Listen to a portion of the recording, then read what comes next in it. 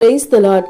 இன்றைய நாளில் ஆண்டவர் சொல்ல விரும்பும் வார்த்தை, நமக்கு ஜெயம் கொடுக்கிற தேவனுக்கு ஸ்தோத்திரம். 1 கொரிந்தியர் 15:57. அன்பான தேவனுடைய பிள்ளைகளே, நம்முடைய வாழ்க்கையில் நாம் இழந்த ஒவ்வொரு காரியத்திலும் நாம் ஜெயம் பெறும் விதமாய் இன்றைய நாளில் ஆண்டவர் நம்மோடு கூட இடைப்படுகிறார்.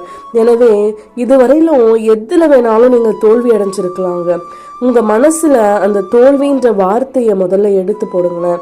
உங்களுடைய எண்ணத்துல இனி நமக்கு வெற்றி மட்டும்தான் கிடைக்க போகுதுன்னு விசுவசிக்க ஆரம்பிங்களேன்.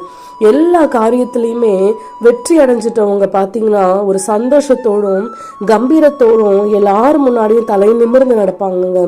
அதே போல இனிமேல் எந்த காரியத்துல நமக்கு வெற்றி வேணும்னு நினைக்கிறோமோ, தோல்வி அடைஞ்சிட்டாலும் பரவாயில்லைங்க, முன்னேறி செல்லுங்க. ஆண்டவர் நம்மோடு கூட இருக்கிறாரு. அவருடைய கரம் நம்மளை பாதுகாக்கிறது, அந்த கரம் தான் நம்மளை தேற்றுகிறதுன்னு நம்பி எல்லாரும் முன்னாடியும் தலை நிமிர்ந்து நடங்க. நம்ம வெட்கப்பட வேண்டிய அவசியமே கிடையாது. ஏன்னா ஜெயகிறிஸ்து நம்மோடு இருக்கிறாரு. நமக்கு தராம வெற்றியும் ஆசீர்வாதத்தையும் நான் யாருக்கு தரப்போறாரு?